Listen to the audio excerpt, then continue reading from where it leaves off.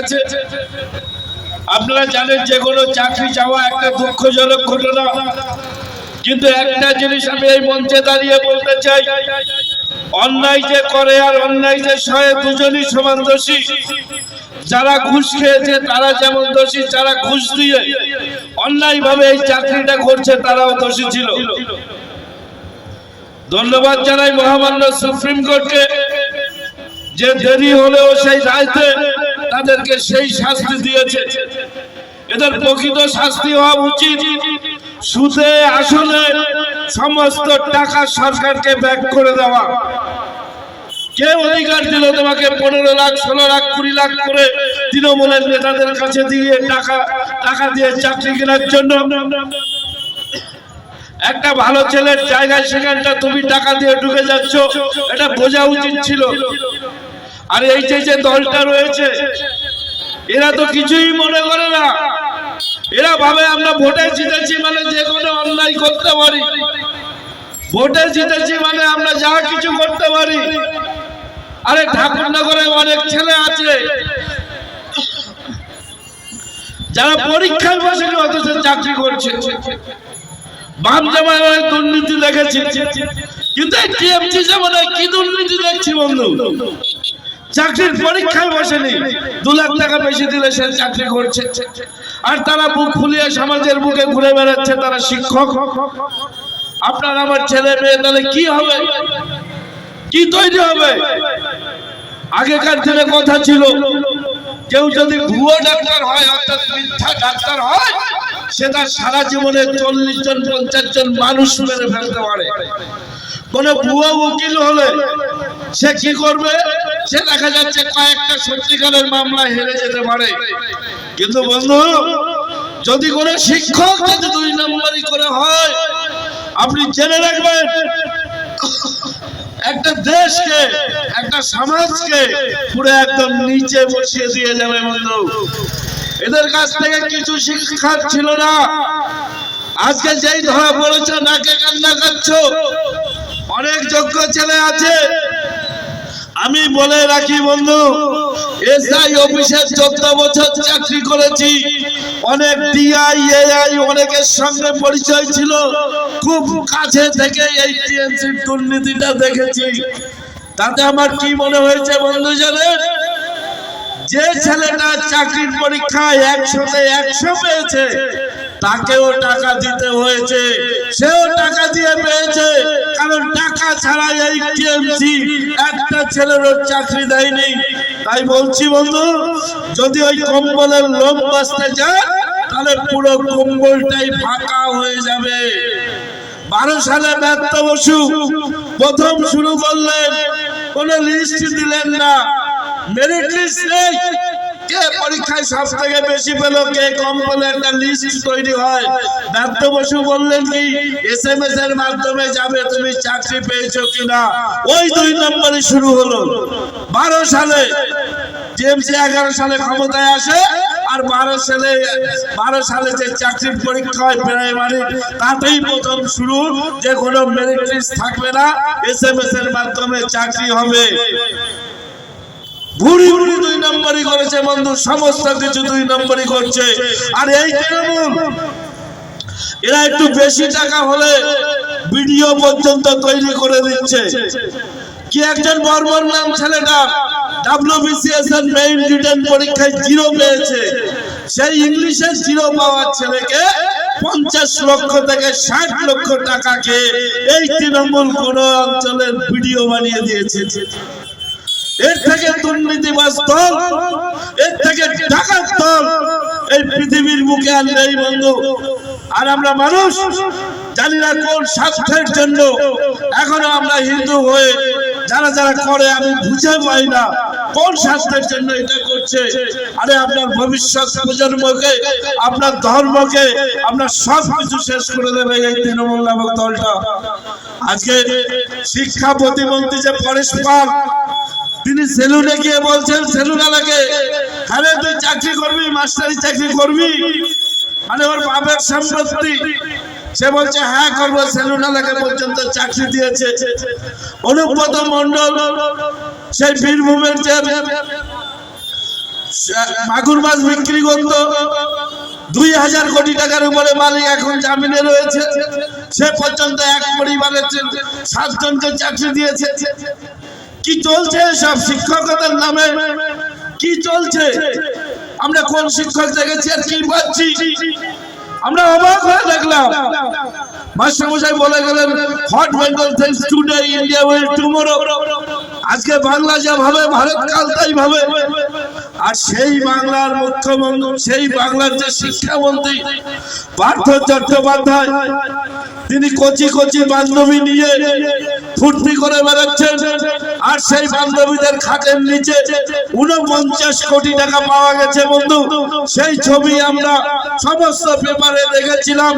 সেই 2000 টাকার নোট, 500 টাকার নোটের যে বান্ডিল, সেইগুলো সেই বান্ধবীদের খাটের নিচে রয়েছে।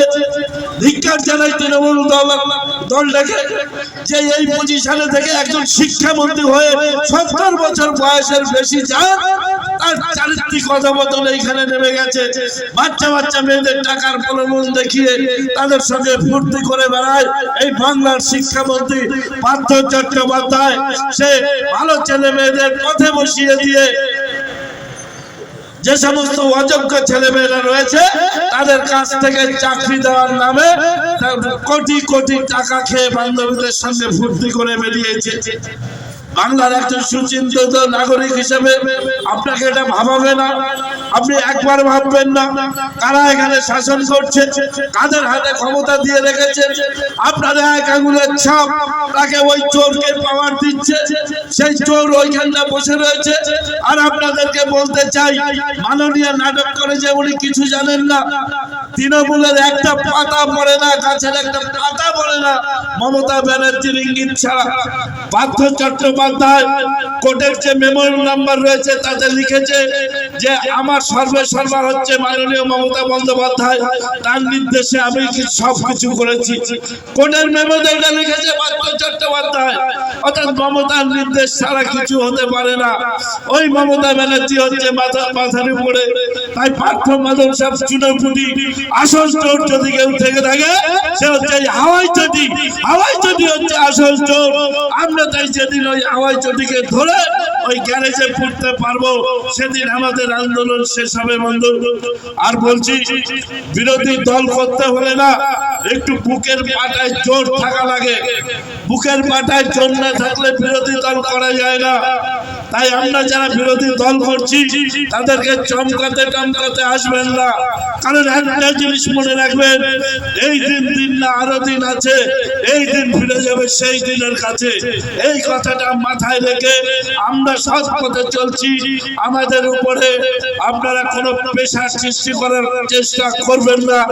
সমস্ত প্রশাসন এবং তৃণমূল যারা করছে তাদের উদ্দেশ্যে এই সতর্কবাণী আমরা এই মঞ্চ থেকে দিচ্ছি। কিছুদিন আগে চিন্ময় কৃষ্ণ প্রভু নামে একজন ভদ্রলোক, যিনি বাংলাদেশে দাঁড়িয়ে সমস্ত হিন্দুদের উদ্দেশ্যে বলছেন যে তোমরা যদি বাঁচতে চাও একত্রিত হও, তোমরা যদি বাঁচতে চাও হাতে অস্ত্র নাও। এই কথা বলার জন্য বাংলাদেশের সরকার তাকে আজ পর্যন্ত এই 4 মাসের বেশি তাকে জেলের মধ্যে রেখে অত্যাচারের পর অত্যাচার করে যাচ্ছে। আর আমরা হিন্দুরা সেটা সহ্য করে যাচ্ছি।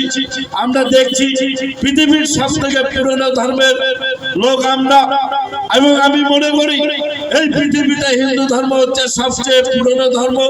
এবং এই হিন্দু ধর্মের আজকে সমস্ত পৃথিবীতে একটাও দেশ নেই বন্ধু। এর কারণ হচ্ছে নিজেদের মধ্যে ডিভাইডেশন। আজকে 56টার উপর মুসলিম দেশ, 120টার মতো খ্রিস্টান দেশ, বুদ্ধিস্ট দেশ হচ্ছে 12টার মতো। অথচ পৃথিবীর সবচেয়ে যে আদি পুরাতন সনাতনী হিন্দু ধর্ম, তাদের একটাও দেশ নেই বন্ধু। এ লজ্জা একজন হিন্দু হিসেবে যেমন আমার, তেমনি এ লজ্জা একজন হিন্দু হিসেবে আপনার। আজকে বামফ্রন্টটা তারা এই ধর্ম নিরপেক্ষতার নামে সবসময় উগ্র মৌলবাদীদের তারা প্রশ্রয় দিয়ে এসছে এবং হিন্দু ধর্মের ক্ষতি করে এসছে। তাই এই বামপন্থীদের কথা কোনো সময় কানে দেবেন না বন্ধু। এই যে লোকসভার ইলেকশন গেল, এই লোকসভায় প্রত্যেকটা পার্টি একটা ইস্তাহার বার করে কি বলে বলেন তো বন্ধু? যদি ভারতবর্ষের ক্ষমতায় যেতে পারি, দিল্লিতে যদি ক্ষমতায় বসতে পারি, তাহলে আমরা এই কাজ করব। সিপিআইএম পার্টি এবার লোকসভা ভোটে তাদের ইস্তাহার বের করেছিল। সেখানে তারা কি লিখেছিল জানেন? অবাক হয়ে যাবেন বন্ধু। সিপিআইএম পার্টি তাদের ইস্তাহারে লিখেছে, যদি আমরা ভোটে জিতে দিল্লির ক্ষমতায় যেতে পারি, ভারতবর্ষের যত ক্ষেপণাস্ত্র, ভারতবর্ষের যত অ্যাটম বোমা সব নষ্ট করে দেব। আসলে কি চাই এই দলটা? এই ইস্তাহার বের করেছিল। এবার এই দলটা কি ভারতবর্ষের ভালো চায়, না চায় ভারতবর্ষ পাকিস্তানের হাতে, চীনের হাতে সম্পূর্ণভাবে শেষ হয়ে যায়? ভারতবর্ষের যে শক্তি, যে ক্ষেপণাস্ত্র, ভারতবর্ষের যে অ্যাটম বোম, যার জন্য পৃথিবীর সমস্ত দেশ ভারতবর্ষকে দোষ করে, আজকে সেটাই তারা নষ্ট করে দেবে যদি তারা দিল্লির ক্ষমতায় আসতে পারে। এই জন্যই বলি বন্ধু, এই সিপিএম এর যুক্তি ছিল প্রথমে ভারত ভেঙে পাকিস্তান হবে, তারপর ভারত স্বাধীন হবে। এই সিপিআইএম বলেছিল রবীন্দ্রনাথকে বুর্জুয়া কবি, আমাদের প্রিয় হিন্দু সন্ন্যাসী স্বামীজিকে বলেছিল ভণ্ড সন্ন্যাসী। তাই আর যাকে বিশ্বাস করুন, সিপিএম এর মতো ওই মৌলবাদীদের দালালকে কোনোদিন বিশ্বাস করবেন না। আর সিপিএম এর মুদ্রার এপিট হচ্ছে আজকে এই তৃণমূল কংগ্রেস সরকার। আজকে সমস্ত কিছুর নামে আজকে এই তৃণমূল কংগ্রেস সরকার ক্ষমতায় রয়েছে দেখে আজকে মোথাবাড়িতে এরকম একটা বাজারে হিন্দু দোকানপাট, ঘর বাড়ি সমস্ত লুট হয়ে গেছে। এবং একটা মুসলিম ছেলে সে দাঁড়িয়ে বলছে, আরে পুলিশ কিছু বলবে না, তোরা মার, পুলিশ কিছু বলবে না, পুরো হিন্দুদের নাম নিশানা মিটিয়ে দে। এই পশ্চিমবঙ্গের মাটিতে থেকে এই কথা বলার সাহস ওই ছেলেটা পেল কোথা থেকে বন্ধু? তাই বলছি, এই বাংলাদেশ থেকে ৭১ সালের পরে যে সমস্ত মুসলমানরা অবৈধভাবে এই বাংলায় এসে জনসংখ্যা বাড়িয়ে বাংলাকে দখল করছে এবং এই বাংলার পুরো ডেমোগ্রাফি পাল্টে দিচ্ছে এবং ধীরে ধীরে এটাকে বাংলাদেশের সঙ্গে যুক্ত করতে চাইছে, এতে যদি আপনি হিন্দু হয়ে ঠেকাতে চান, তাহলে একমাত্র ভারতীয় জনতা পার্টিকে ক্ষমতায় আনা ছাড়া আপনার কিন্তু কোনো বিকল্প নেই। বন্ধুগণ, পাকিস্তানের একজন সেনা শাসক পারভেজ মুশারফ, তিনি অবসর নেওয়ার সময় একটা কথা বলেছিলেন, পাকিস্তানের প্রধান শক্তি পাকিস্তানের অ্যাটম বোমা নয়, পাকিস্তানের প্রধান শক্তি পাকিস্তানের অ্যাটম বোমা নয়, পাকিস্তানের প্রধান শক্তি ভারতীয় মুসলমানরা। কারণ ভারতবর্ষ কোনদিন কাশ্মীর থেকে ৩৭০ ধারা তুলে দিতে পারে, ভারতবর্ষ কোনদিন অযোধ্যায় রাম মন্দির বানাতে পারে, ভারতবর্ষ ৩ তালাক তুলে দিতে পারে, ভারতবর্ষ পাকিস্তানের সঙ্গে যুদ্ধে জিতেও যেতে পারে। কিন্তু ভারতবর্ষের মধ্যে যেসব মুসলমানরা রয়েছে তারা জনসংখ্যা বিস্তারের মাধ্যমে ভারতবর্ষকে একদিন মুসলিম রাষ্ট্রে পরিণত করবে, এর থেকে ভারতের নিস্তার নেই। লক্ষ্য করে শুনবেন, বুঝবেন। পাকিস্তানের প্রাক্তন প্রেসিডেন্ট প্লাস সেনা শাসক তিনি এই কথা বলেছেন, ভারত পাকিস্তানের অ্যাটম বোমা পাকিস্তানের প্রধান শক্তি না, ভারতীয় মুসলমানরা হচ্ছে পাকিস্তানের প্রধান শক্তি। কারণ ওরা জনসংখ্যা বিস্তারের মাধ্যমে ভারতবর্ষকে একজন ইসলামিক রাষ্ট্রে পরিণত করবে, এর থেকে ভারতের নিস্তার নেই। এই কথা পাকিস্তানের প্রেসিডেন্টের। হাসান মিরাজ নামে ডন পত্রিকার একজন সাংবাদিক, পাকিস্তানের সাংবাদিক, তিনি কি বলেছেন জানেন? তিনি বলেছেন ভারতবর্ষে যদি মুসলমানরা না থাকতো, ভারতবর্ষ আমেরিকার থেকে শক্তিশালী ও উন্নত দেশ হতো। একজন বড় মুসলমান এই কথা বলছে। আর একজন পাকিস্তানের মুসলিম নেতৃত্ব বলছে ভারতবর্ষের মুসলিমরা সবচেয়ে সুখে এবং জামাই আদরে বসবাস করে। আজকে তাই তো আমরা দেখি, আমরা 70% হয়ে মার খাচ্ছি। আমরা একবার খবরের কাগজে শুনলাম বা কোনো জায়গায় বক্তব্য শুনলাম, বাড়ি গিয়ে শুয়ে পড়লাম, আমার কিছু যায় আসে না, আমার ছেলেটা তো ভালো থাক। কিন্তু যখন আপনি আক্রান্ত হচ্ছেন, যখন আপনি অ্যাটাক হচ্ছে, যদি আপনি পাল্টা প্রতিরোধ না করেন আপনি কিন্তু হারিয়ে যাবেন, আপনার ধর্ম বলে কিছু থাকবে না। সেই জন্য এই ভারতবর্ষ, বাংলাদেশ, পাকিস্তান, আফগানিস্তান নিয়ে বৃহত্তর ভারতবর্ষ ছিল। আজকে সেই আফগানিস্তান 1761 সালে আলাদা হয়েছে, সেটা ইসলামিক কান্ট্রি। বাংলাদেশ 1971 সালে, সেটা হচ্ছে ইসলামিক কান্ট্রি। পাকিস্তান 1947 সালে, সেটা ইসলামিক কান্ট্রি। জনসংখ্যা বাড়তে দিন, ওই পারভেজ মোশাররফের মতো বলবে যে আমাদের আলাদা দেশ চাই। আজকে আসাদুল ওয়াইসির ভাই, সে বলতে পারে 15 মিনিটের জন্য লাইট বন্ধ করে দিন, আমরা ওই 100 কোটিকে দেখিয়ে দেবো 15 কোটি। এটা কথা হতে পারে এইসব মৌলবাদীদের থেকে। যদি এখনই আপনারা সতর্ক না হন, এইসব মৌলবাদীরা আগামী দিনে আপনার জন্য ভয়ঙ্কর হবে। আর এই পশ্চিমবঙ্গের অবস্থা মাননীয় মমতা বন্দ্যোপাধ্যায় যা করে রেখেছে, তা ফেসবুকে একটা কবিতা দেখিয়েছিলাম, সেই কবিতার মাধ্যমে বলছি। কবি বলছে, আয় মা মা দশভুজা, দেখবে এসে ঘরে, বিয়ে করা কার্তিক তোর ঘুগনি ফেরি করে। মমতা ব্যানার্জি তো সবাইকে ছোলা বেচা, ঘুগনি বেচা, তা ভালো ছেলেরা তো চাকরি বাকরি পায় না, তাই তিনি বলছেন, আয় মা মা দশভুজা, দেখবে এসে ঘরে, বিয়ে করা কার্তিক তোর ঘুগনি ফেরি করে। এসএসসিতে পাস করেও বেকার সরস্বতী, আর অঙ্গুটাফাস নেতাগুলো আজকে কোটিপতি। খিদের জ্বালায় গণেশ কাজে কারখানাতে তালা, খিদের জ্বালায় গণেশ কাজে কারখানাতে তালা, কম বয়সে লক্ষ্মী দিল বরের গলায় মালা। অসুর মেরে মাটি রনে দিলি ক্ষান্ত, দেখিস না সারা বাংলা জুড়ে কত অসুর জ্যান্ত। জনগণের রক্ত চুষে বাড়ছে ওদের বল, প্রতিশ্রুতি মুচকি এসে আসলে সব ফল। ভাতের বদল ভাতা এখন, ভাতের বদল ভাতা এখন, রাজ্য চলে ধানে, দুর্নীতিবাজ অসুরগুলো ছড়িয়ে সকলখানে। আর একটিবার তলমা হাতে ত্রিশূল কাটি তোল, মহিষামা লক্ষ্যটা হোক কয়লা গরু চোর, ওই কয়লা গরু চোর, ওই কয়লা গরু চোর। পুরো সারা রাজ্যটাকে করাপশনে ভরিয়ে দিয়েছে, পুরো রাজ্য জুড়ে পুরো চোর রয়েছে। যদি সঠিকভাবে এই চোরদের কোনোদিন ধরা যায়, এই বাংলায় যত জেলখানা আছে সেই জেলখানা কম পড়ে যাবে, তাহলে নতুন করে আবার বানাতে হবে বন্ধু। আজকে 15 লাখ 20 লাখ করে টাকা খেয়ে চাকরি দিয়ে তোমরা আরামে বসে রয়েছো।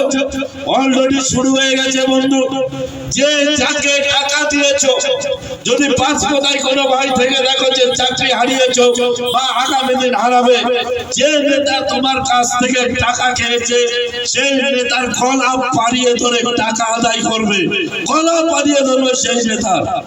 এই 2 নম্বরই, এইতে মানুষের ভবিষ্যৎ নিয়ে সিনেমিনি খেলার কোনো অধিকার এদের নেই। কঠিন শাস্তি এদেরকে দেবে, তাই আমরা বলছি ভগবান শ্রীকৃষ্ণের দেশ এটা, ভগবান বুদ্ধের দেশ এই ভারতবর্ষ, ভগবান রামের দেশ এই ভারতবর্ষ। ভগবান শ্রীকৃষ্ণ আমাদেরকে কি বলেছিলেন? অর্জুনকে বলেছেন, তস্মাৎ তমোদিষ্ট যশোরাবশ্য জিতা শত্রুম ভুক্তম রাজ্য সমৃদ্ধম ময়ৈবন্তে নিহত পূর্বমেব নিমিত্ত মাত্র ভব সব্যসাচী। অর্থাৎ হে অর্জুন, ওঠো, তুমি ধনুর্ধরে যুদ্ধ করো, এটাই বীরের ধর্ম, কাপুরুষতা তোমাকে মানায় না। যদি তুমি মরে যাও তাহলে তুমি স্বর্গে যাবে, আর যদি তুমি বেঁচে যাও তাহলে তুমি এই সমস্ত রাজ্য সুখ ভোগ করবে। ভগবান আমাদেরকে শিখিয়েছে অর্জুনের মাধ্যমে, তাই কাপুরুষ হয়ে থাকবেন না, নিজের মধ্যে বিবেক সত্তা হিন্দুত্ব জাগ্রত করুন, এরকম কোনোদিন করবেন না। যেমন বলা হয়েছে, অনেক হিন্দু তো আসে যায়, অনেক হিন্দু বক্তব্য শুনছে, কেউ ভিতরে নিচ্ছে কেউ নিচ্ছে না। তাই তো কবি বলেছেন, হিন্দু আসে হিন্দু যায়, হিন্দু আসে হিন্দু যায়, হিন্দুত্বের ভিড় বাড়ায়। তুমি হিন্দু আমিও হিন্দু, তফাৎ শুধু শির দ্বারায়, তফাৎ শুধু শির দ্বারায়। তাই একজন হিন্দু হলে একজন শির দ্বারা আলা হিন্দু হন। এই প্রতিজ্ঞা আজকে থেকে করুন যে একজন শির দ্বারা আলা হিন্দু হব। যদি পৃথিবীর কোথাও কোন হিন্দু যদি আক্রান্ত হয়, আমি একজন হিন্দু হিসেবে তার পাশে দাঁড়ানোর চেষ্টা করব, না হলে অন্তত এই জায়গায় থেকে তাকে সমর্থন করার চেষ্টা করব। এই হিন্দুত্বের রক্ষার দায়িত্ব আপনারা নির্বাহ বন্ধু। কারণ হিন্দুত্ববাদী নেতা তপন ঘোষ কি বলতেন জানেন? সম্পত্তি কারো বাপের হয় না, সম্পত্তি হয় দাপের, অর্থাৎ দাপটের। অর্থাৎ বাংলাদেশের যে হিন্দুটার ঘরবাড়ি ছিল, বাপ ঠাকুরটা 14 পুরুষের, সেখানটায় তাদের দলিল ছিল, সব রেকর্ড করা সম্পত্তি ছিল, সব ফেলে পালিয়ে চলে আসতে হয়েছে। কেন? সরকারি সমস্ত কাগজ থাকা সত্ত্বে পালিয়ে আসতে হয়েছে। হবে কেন? কারণ মুসলমানদের সঙ্গে বাংলাদেশি যেসব মুসলমানরা তাদের দাপটের কাছে টিকতে পারেনি। সম্পত্তি তোমার ততদিন, রাজত্ব তোমার ততদিন তুমি দাপটে থাকতে পারবে। তাই দাপট আলা শীতলা হিন্দু হন, না হলে আপনার ভবিষ্যৎ প্রজন্ম আগামী দিনে ভুগতে চলেছে। আপনার ভবিষ্যৎ প্রজন্ম আগামী দিনে আপনাকে অভিযোগ করবে যে আমার বাপ ঠাকুরদা কোনোদিন লড়াই করতে জানতো না, ভীতু ছিল, পালিয়ে গেছিল, এই জন্য আজকে আমাদের এই অবস্থা। এই দোষের ভাগী কিন্তু আপনাকেও হতে হবে বন্ধু। আর আগামীকাল হচ্ছে রামনবমী, অর্থাৎ ভারতবর্ষের মর্যাদা পুরুষোত্তম বিষ্ণুর 7ম অবতার ভগবান শ্রী রামচন্দ্রের আবির্ভাব দিবস। তিনি এই সময় আবির্ভূত হয়েছিলেন মা কৌশল্যার কোল আলোকিত করে। আজকে এই মমতা বন্দ্যোপাধ্যায় রামকে বলছেন বহিরাগত। আরে দিদি, আপনি শুনে রাখুন, ছোটবেলা থেকে দেখেছি রাম লক্ষণ বুকে আছে, করবি আমার কি, ভূত আমার ভূত, পেতনি আমার ঝি। রাম লক্ষণ বুকে আছে, করবি আমার কি। বাচ্চা থাকতে ভয় পেলে এই রামের নাম বলতাম, রামের নাম শুনলে পেতনি পালিয়ে যায়। ভগবানের নাম, শ্রী রামের নাম, কালকে তার পূজা। সেই রামের অযোধ্যাতে 700 বছর লড়াইয়ের পরে সেই মন্দির পুনঃপ্রতিষ্ঠা হলো। রামলালার মন্দির এত বছর, তার অযোধ্যায় এত বছর ধরে পুনঃপ্রতিষ্ঠা হলো। রাম আমাদের মর্যাদা পুরুষোত্তম, হিন্দু ধর্মের ভগবান। তাই আমরা যেখানে মারা যায় আমরা দেখি রামায়ণ গান হয়, রামায়ণ গান শুনলে পুণ্য হয়, রামের নাম নিলে উদ্ধার হয়ে যায়, ভবতারিণী পার হয়ে যায়। এটা হিন্দুরা কায়মনে বাক্যে বিশ্বাস করে। আর মাননীয় দিদি, আপনি সেখানে আঘাত দিয়ে বলছেন রাম বহিরাগত, আপনার কত বড় ধৃষ্টতা। আপনি শিখে রাখুন, এই ভারতবর্ষের সমাজকে রাম যা দিয়েছে অন্য কেউ তা দিতে পারেনি। এই ভারতবর্ষের সমাজকে রাম বলেছেন প্রজানাঞ্চ সুখ রাজ প্রজানাঞ্চ হিতে হিতাম, অর্থাৎ প্রজার সুখেই রাজার সুখ, রাজার মঙ্গলেই প্রজার মঙ্গল। প্রথমে ভগবান শ্রী রামচন্দ্র রাজ কর্তব্য কি, প্রজাদের প্রতি কি কর্তব্য, প্রজার রাজার প্রতি কি কর্তব্য, ভগবান রামচন্দ্র এই দেশবাসীকে শিখিয়ে গেছেন। এবং যখন ওই স্বর্ণলঙ্কা থেকে যখন লক্ষণ পর্যন্ত বিবিধ হয়ে গেছে, এত উন্নত লঙ্কা, তাহলে দাদা আর কি অযোধ্যায় ফিরে যাবে না এই লঙ্কায় থাকবে? তখন বলছে, oh my dear Lakshman, even the golden Lanka has no fascination for me my motherland is better than heaven. অর্থাৎ কি বলেন তো? অর্থাৎ জননী জন্মভূমি স্বর্গাদপি গরীয়সী, জননী জন্মভূমি হচ্ছে স্বর্গের থেকে শ্রেষ্ঠ। ভগবান রামচন্দ্র আমাদের শিখিয়েছে।